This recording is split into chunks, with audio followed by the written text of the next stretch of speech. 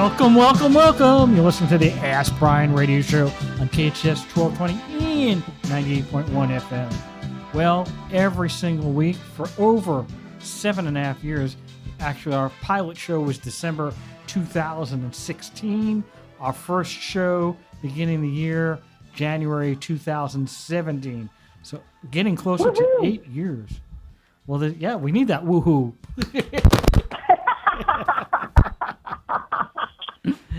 But every week we do a show, and every week we try to teach something about business to somebody. So either you can learn by having an expert in any category. It could be social media, could be how to do polling and surveys, anything that we can do to help a business owner, QuickBooks, whatever, some way that we try to help a business owner. That's the nature of the show. Sometimes we'll have somebody who has started a company and went from A to Z. They scaled it. They made it successful. Why? Because we're trying to teach you from these lessons that you learn how to become a successful business owner. Even if you are successful, become more successful than you are. Now, Ask Brien. ASKBRIEN. That was extra, you know. We have to. That was our sound effect. That's our sound effect for the day. And it's getting close to I have a feeling our whole show is going to be extra today. Okay. And it is getting close to Halloween, so that's what the ghost is for.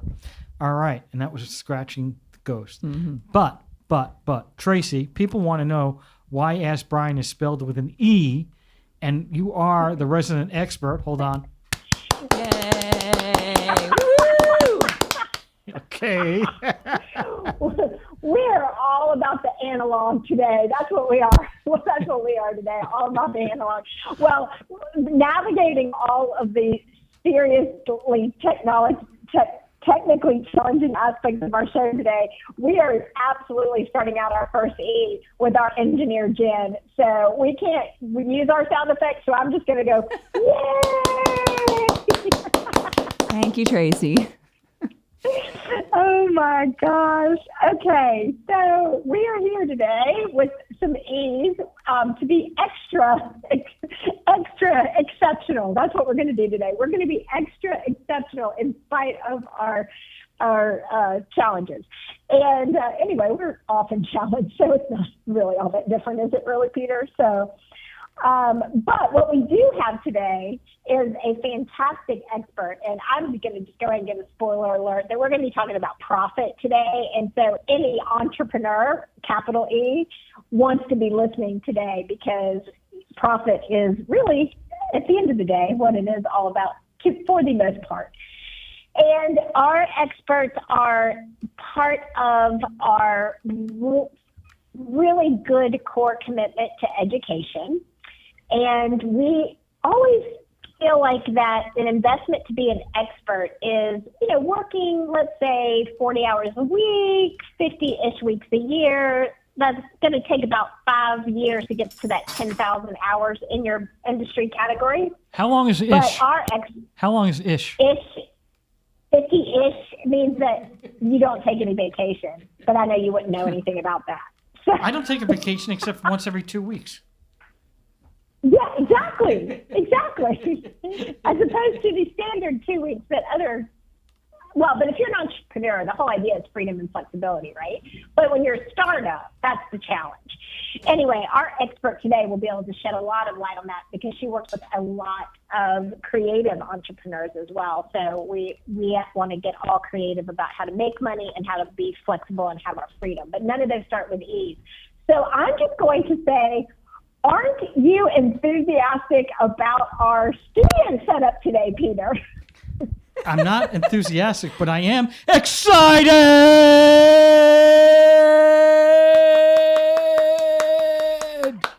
Okay, but Jen, I just want you to know I have a tremendous amount of empathy for you right now. Thank you. I appreciate it. I need that. I'll take any little bit I can get.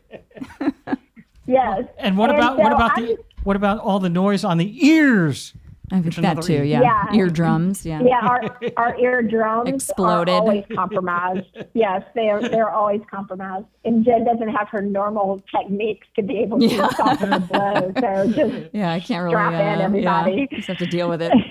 She's looking for that All mute, right. mute button, but she can't find it. Yeah. So last week you shared with the world that you watched the movie Grease, which was always a teaser for my most favorite E. Right? So I think I'll just go ahead and just put it out there that. Did you? I didn't think we're that far along, but okay. Yes, we are. We did entrepreneur education, empathy, exciting, enthusiastic. What is empathy? What is empathy? Exactly my point. The E in exactly is empathy? What? No, we exactly need to get to our interview. It's what we need to do.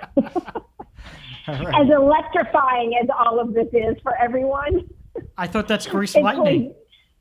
It is, and so are we. So let's get to it. All right. Now, if she hasn't left because she said, I don't know how I got in it, I don't know why these people are here, and this was not my idea of an interview, but are you still there, Michelle? I am. I'm sitting here grinning from ear to ear, listening to this. Well, we do try to add a little fun to it because it is boring business sometimes, some people tell me. But I'm not boring, and neither is Tracy, and neither are you. So, first of all, the first question is, so what was your background before you started this business that you have? Yeah, so my first real job, we'll call it that way. I had plenty of jobs as I was growing up, but my first real job out of college, I worked for Dun & Bradstreet Software and built financial software. So accounts payable, general ledger, purchasing inventory, and if I haven't put everybody to sleep already, we did project accounting. Yeah, all right, yeah, sure. Right? We did all of the back end financials. If you think about it like QuickBooks on steroids. It was mainframe back in the 80s. Mainframe, wow, that is old. Yeah, I just aged myself. But that was what I did for 10 years. And then I came home to raise my kids and started my own company doing soft furnishings, meaning light interior design, custom window treatments, all of those things. And the long and short of it is I realized that a lot of people that were in the creative industries with me, they had no idea how much money they were making. I kept asking, where's the ceiling? Coming from corporate, I knew where my ceiling was or where I was told that it was.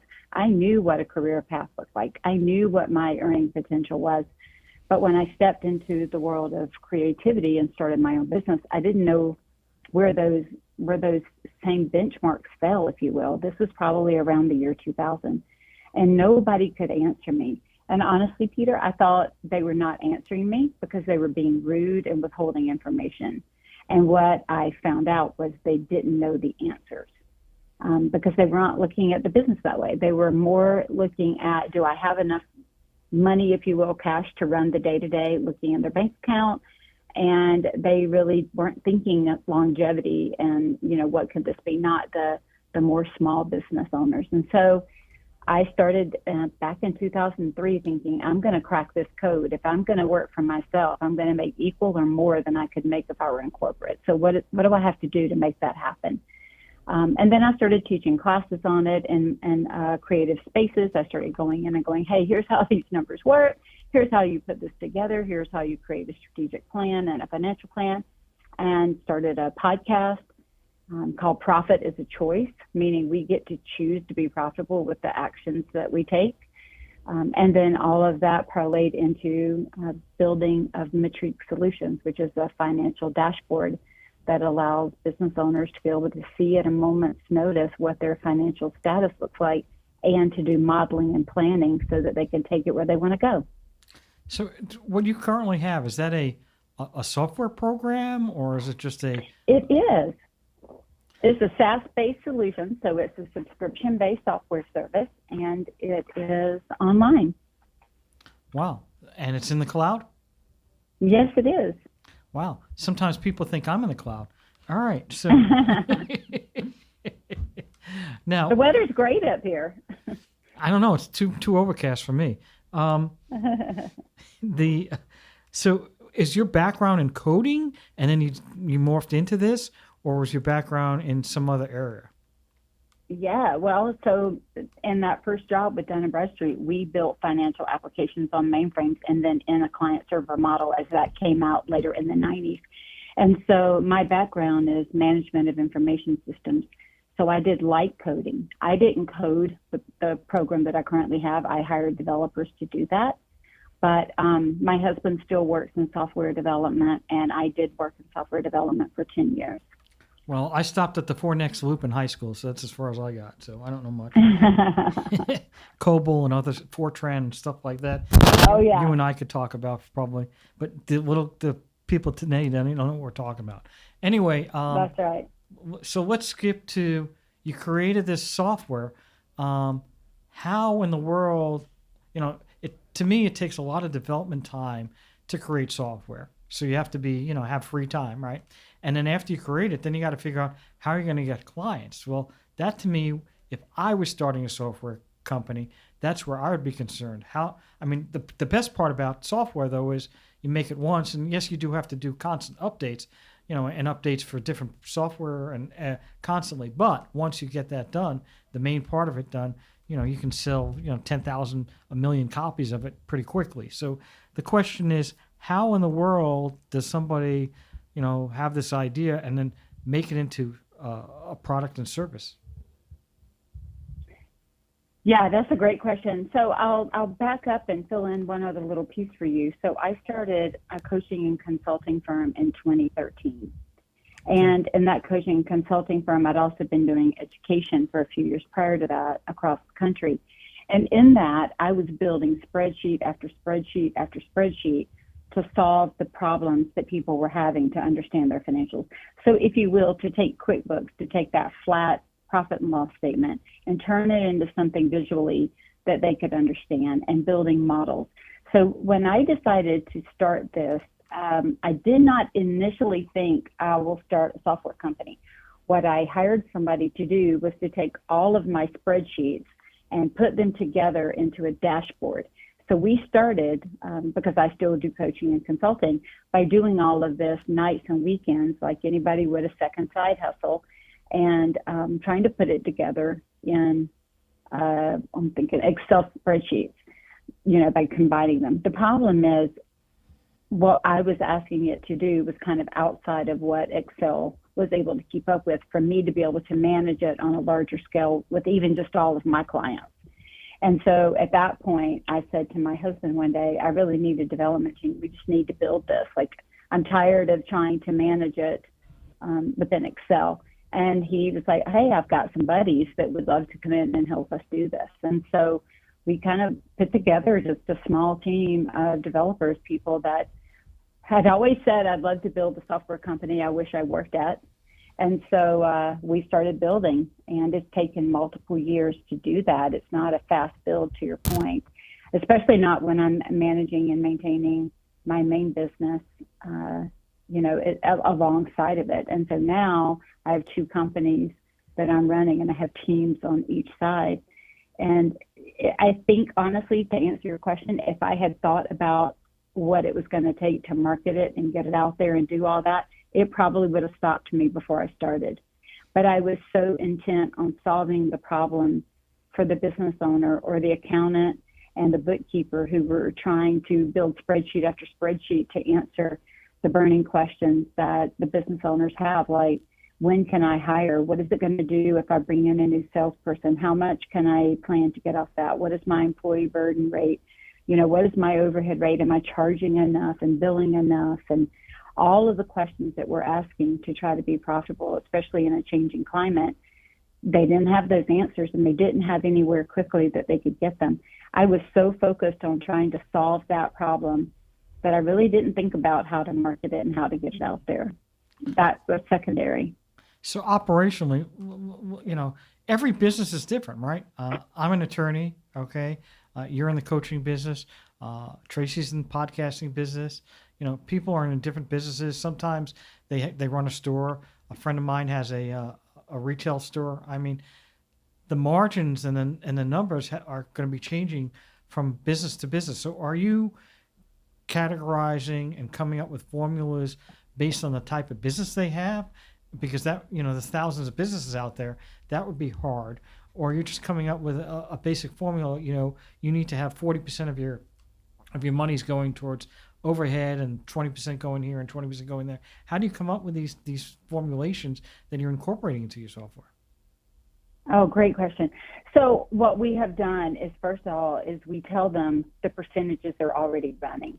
So when they load their profit and loss statement or their balance statement, we can do the general calculations, the ones that normally we should be doing anyway. What is my gross profit percentage? What are my cost of goods as a percent of income? Or where is my marketing as a percentage of gross profit, or whatever that they're looking for? We can take their data and automatically do all those calculations and say, here's where you are. Then what we do is we give them a modeling tool that says, here's where you are, where do you want to go? So they set their own benchmarks. They can set their own percentages. Because, look, I work in the interior design industry with a lot of people, and even those people all have businesses that are similar, but across the country, they practice that business slightly differently, and their margins are different, even within the same industry, right? We tell people, yeah, we want to be between 40 and 60% gross profit margin, but every business is a little different. So we have tried to give the flexibility that every business can look at what they're currently doing and then set the goal of what they want to do, and then measure to that their own personal goals. And even within profit margins, and even within the same group, it can be different, right? For instance, if I have my store in Benville, Montana, or Benville, Wyoming, right? That's going to be different than if I have it in Manhattan or Los Angeles, because obviously the rent's going to be higher, the volume of people coming through are going to be higher, and there's going to be a lot more competition. So maybe the margins have to be different, even though it's the same exact business, correct? Absolutely. And, it can even change from year to year. I mean, just having come through, COVID, and then shipping and the cost of all these different things changing around us, being able to adjust margins for the changes and the fluctuations that are happening around us is really something that makes a big difference. And if we're not watching it, we can sell a product at the same price today that we sold it, I don't know, even 6 months or a year ago, and we're losing money where a year ago we were making money. So is this like a custom planner that you're using on a daily basis if you're running a business? Is that, or you run everything through this one platform? No, it actually is an adjunct to like your QuickBooks software or your other financial software, your accounting software. So we are helping you take and use that information. I would say that most businesses are probably using it either weekly or monthly, but not necessarily daily. Now, do you need to be an accountant or a financial analyst to understand this? Because, listen, I have an accounting degree. I have a law degree. I can't tell you how many people, they're making $1 million, and they don't. I ask them for a balance sheet, and they go, "What's that?" Yeah, you don't have to do that. We have so much education that if you come in just saying, I want to understand my numbers, we certainly work with accountants and bookkeepers and financial, CFOs and that type. But we have plenty that are business owners who really just want to wrap their arms around the business and fully understand it. We have built-in education with videos, and we also do webinars. Our goal is to give them every opportunity to learn it as possible. That sounds like a great thing. So we have about a minute left. And so before we get to the second half of our show, I'm going to ask you the question, in 1 minute, what was the biggest challenge in starting this business? Money. That was pretty quick. Truly. Well, software development and software talent is very expensive.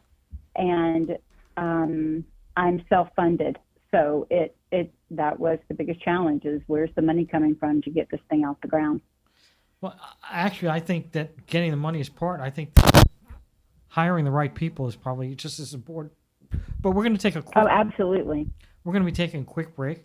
You're listening to the Ask Brien radio show on KHTS 1220 and 98.1 FM. We'll be right back. You're listening to the Ask Brien radio show on KHTS 1220 and 98.1 FM. What I love about Ask Brien and what I love about this radio station, like no other station in the world. Woohoo! It's very true. Okay, so that was fantastic, and I want to circle back to what you were saying. Something I think is so important and so relatable to every entrepreneur who's listening to this show right now, and that is that money was one of the biggest challenges that you faced, and then in addition to that, also how building the right team is such an important ingredient in the success of scaling a business, but that also takes money. So my question is, how did you know when to start expanding on your team, and with your own personal experience, but also how you're coaching your clients? How do they solve that whole chicken and egg? I need money, but I need to hire somebody. I need to hire somebody, but I need money. That whole circular challenge. Yeah, I would say that for my business, it was a little different, and I'll tell you why. Mine was a business that was not generating any revenue at the time, right? As a software startup with nothing to sell, it was going to be a drain on money for a while because we were going to have investment. So it was a little bit different than maybe I would advise my clients. So let's talk about it both directions real quick. One, if we're talking about the software company, I had to take money and put into it. I had to make an investment. I knew very quickly that I could not do the work by myself. I could come up with the ideas. I had the spreadsheets. I could do all of that work, but I wasn't able to code it. So that meant that I was going to have to scale the portion of hiring very, very quickly.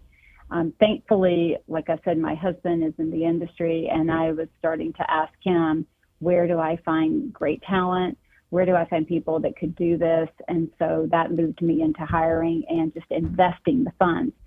When I'm talking to my clients, though, that already have businesses that generate revenue, we're starting to look at it very quickly with, if I hire somebody, I'm going to have an outlay of cash, but they should be able to turn a profit very quickly, because if I hire the right person, especially in a sales position, let's talk about that, they're going to go out and create revenue, within the first few months.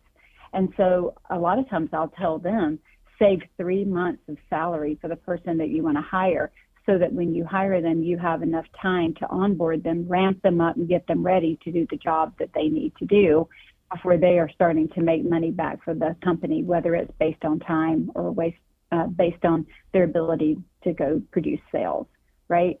So one of them is you're really kind of investing that time in a very short window to get somebody up to speed. The other thing that I would say, Tracy, is if you are trying to scale more quickly, you really have to pay for higher level talent. You've got to pay for people that can come in and pretty much hit the floor running.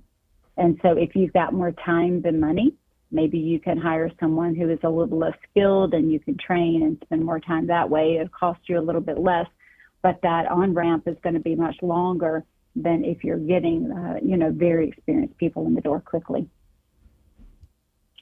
I think all those are such important points. And I think, too, what I'm also hearing you really clearly point out is that maybe the priority and the emphasis should be on the business development piece first, rather than maybe bookkeeping or social media strategist or admin.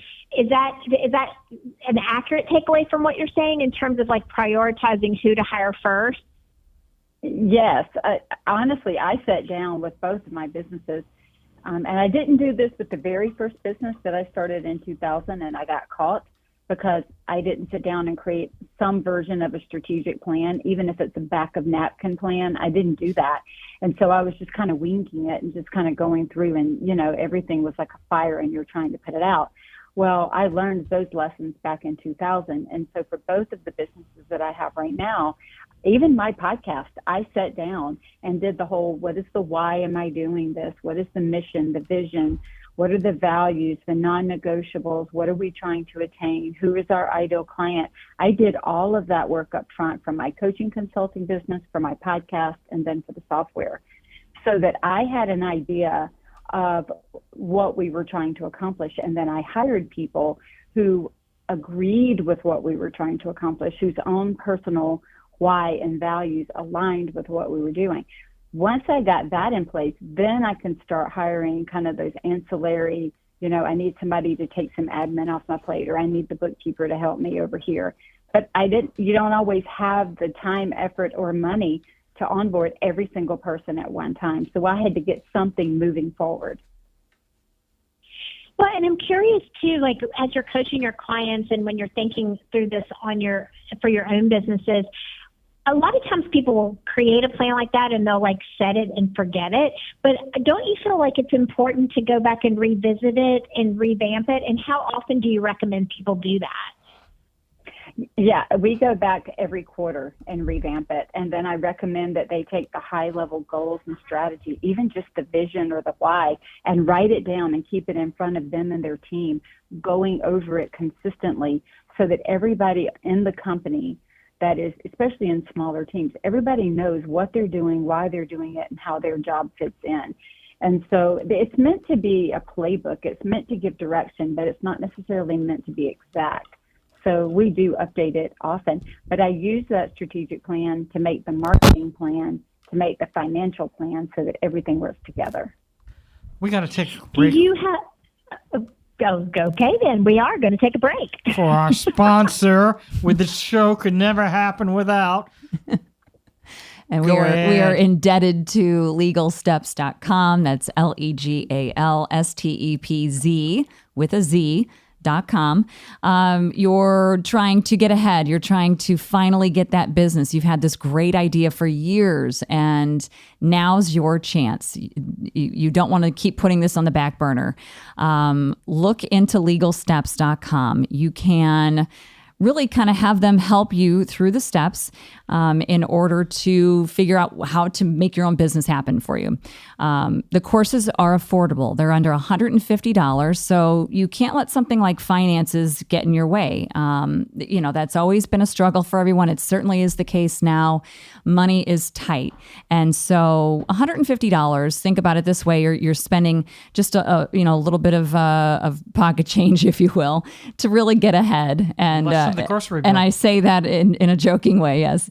But really, $150 to finally do what you've been wanting to do for so many years. You can look into courses like registering a trademark, forming an S corporation, form an LLC.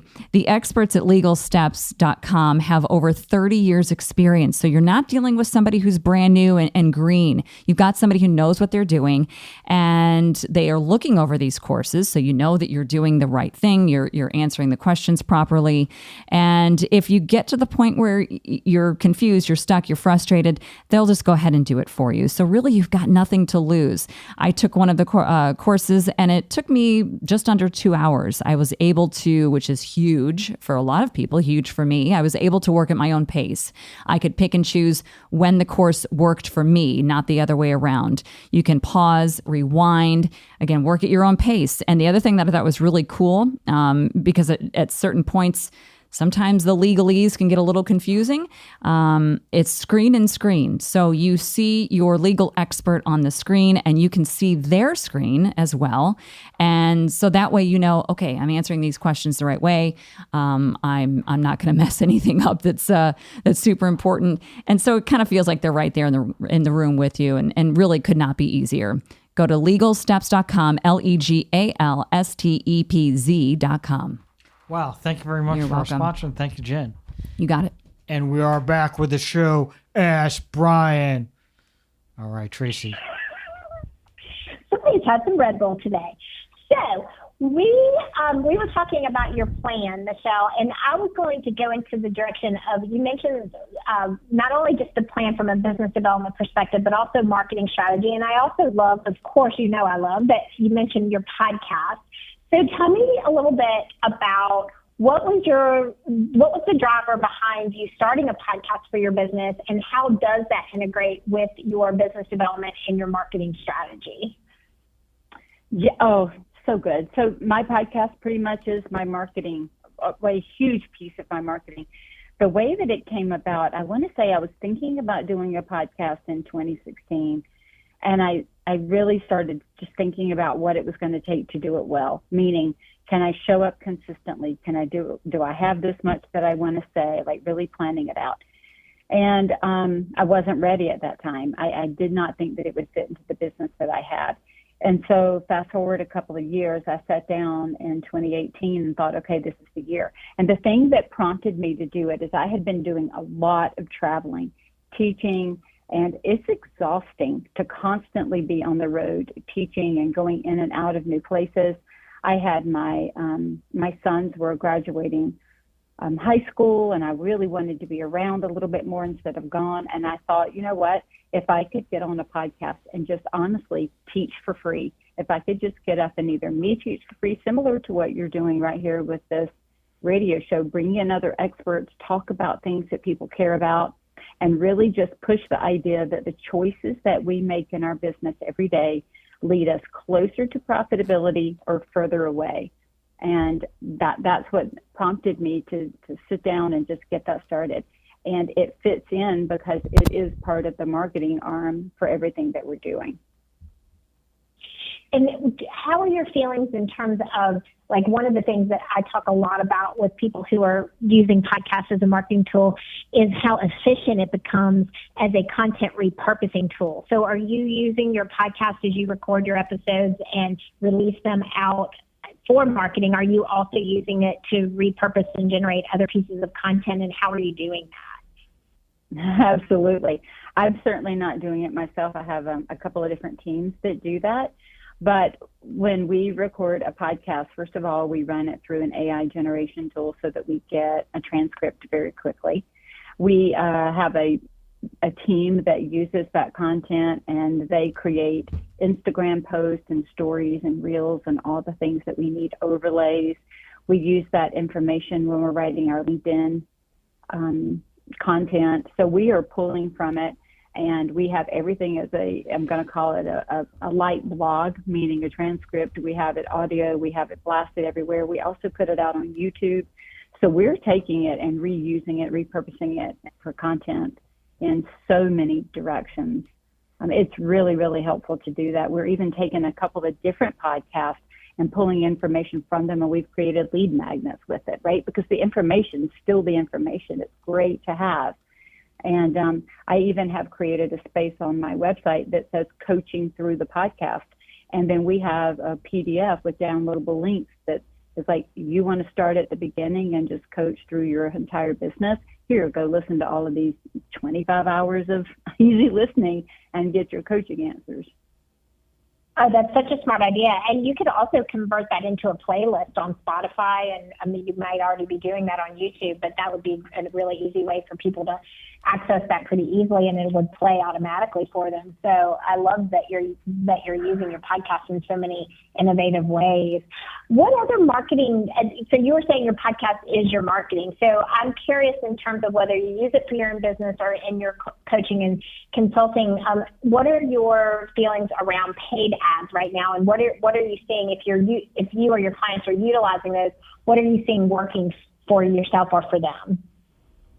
So when I say that it's my marketing, it certainly, I would say, it's the hub of my marketing, because we use a lot of that content to then spread out through other areas. I'm not currently using paid advertising anywhere. I've been able to grow and scale the business that I want between either the podcast naturally and the way that it's disseminated, or word of mouth. Some of my clients have used paid ads, but paid ads is so interesting, especially if you're looking on social media. They're so different now than they were when they started. It's like once you crack the code, you have to re-crack the code because the algorithm changes. So many of them that have found success with that is because they're using companies or using groups that are staying on top of all the changes that are happening, right? And then it's having that really clear indication of, what do I want this sponsored ad to do? Am I just trying to have a reach? Am I trying to get them to engage in some way? Am I trying to get them to buy right now? And what we've seen is the ads that people get to really work are because they're going in with a strategy, and they're monitoring it, and they're doing A/B testing and doing all the things that they need to do to check the ROI. The ones that aren't doing all that, I would say ads are probably, it's a 50-50 chance on if it's going to work with the way the algorithms are shifting.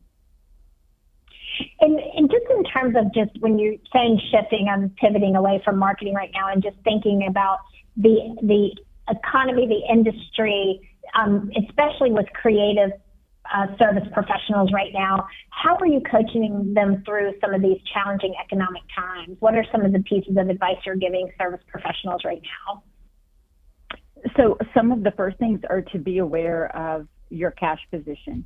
So I think it's always important for any business type, creative, whether we're selling just a blind or, a shade, whatever it is. It doesn't have to just be creative. It's always knowing where our money is, how much comes in, what does it take to run the business, where am I lean in the business, and where do we have fat in the business? Because if we're not keeping up and watching, and we can't pivot quickly with changes that are coming, we can be caught off guard. Like I've had some people that spent so much money on their marketing, but they were never checking to see if the return on the investment was there. And so then what happened was they spent back to the earlier discussion, I think when Peter was asking me about percentages, they spent the recommended percentage on their marketing, but they never checked to see that the results were in alignment with that spend. And so they ended up getting in trouble. So it's really about knowing where you are and knowing what can change it very quickly and being able to adjust. And we know where we are. We're at the break. We're taking a right. We'll be right back. KHTS 1220 and 98.1 FM. We'll be right back. Welcome back. You're listening to the Ask Brien radio show on KHTS 1220 and 98.1 FM. And here we go. Tracy.